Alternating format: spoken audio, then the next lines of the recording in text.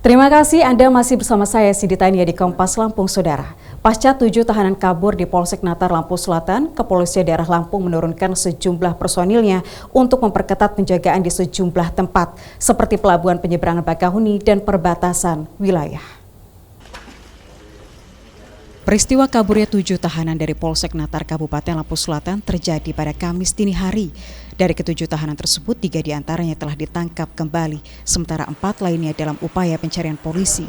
Para pelaku memanfaatkan bangunan polsek yang sudah rapuh dan mengetahui daerah mana saja yang minim penjagaan aparat. Pasca kejadian ini, Kepolisian Daerah Lampung melalui Kabid Humas Polda Lampung, Kombes Pol Zahwani Pandra Arsyad menjelaskan, Polda Lampung telah menurunkan personilnya ke sejumlah titik seperti pelabuhan dan perbatasan wilayah guna mempersempit ruang gerak para tahanan yang belum tertangkap.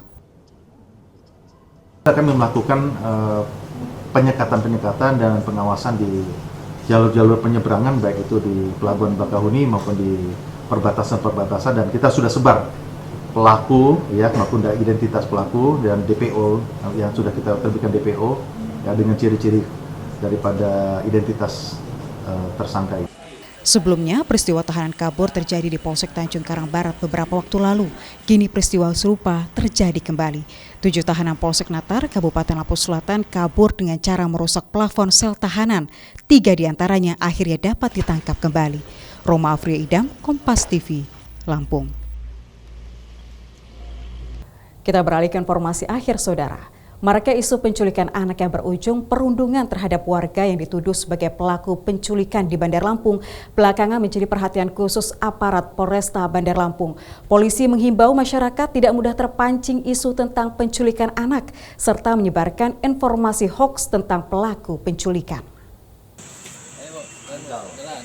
Isu penculikan anak yang berujung penangkapan terhadap orang yang dicurigai sebagai pelaku penculikan di Bandar Lampung beberapa hari terakhir ini dengan cepat menyebar di dunia maya.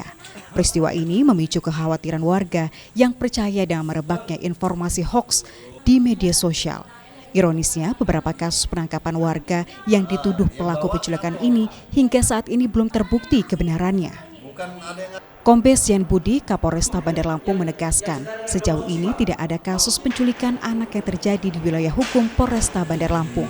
Polisi juga menghimbau agar masyarakat tidak mudah terpapar hoaks, serta tidak turut menyebarkan informasi berupa video penangkapan terduga pelaku penculikan yang belum diketahui pasti kebenarannya.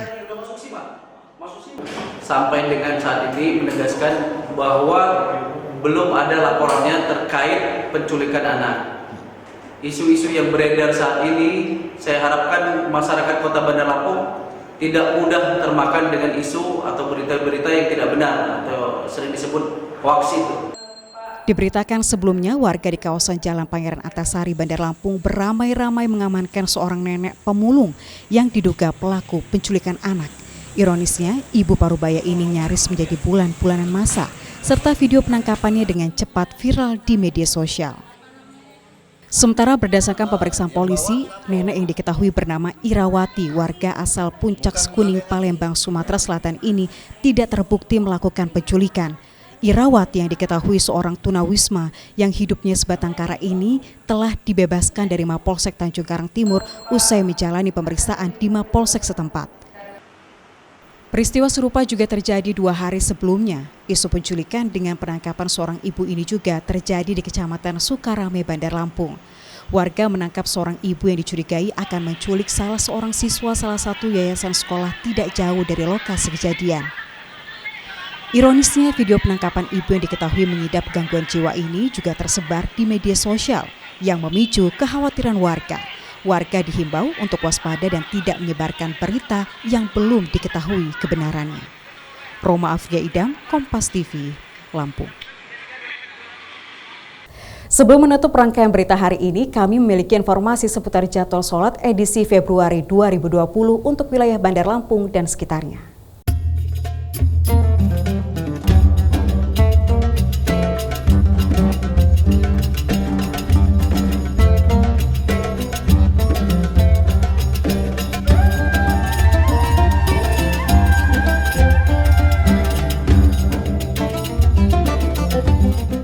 Saudara, sampai di sini Kompas Lampung hari ini. Bagi Anda yang belum sempat menyaksikan tayangan kami, bisa melihat videonya kembali di kanal YouTube Kompas TV Lampung. Saya Siti Tania pamit undur diri, tetap saksikan rangkaian program berita di Kompas TV, independen, terpercaya. Tabik pun.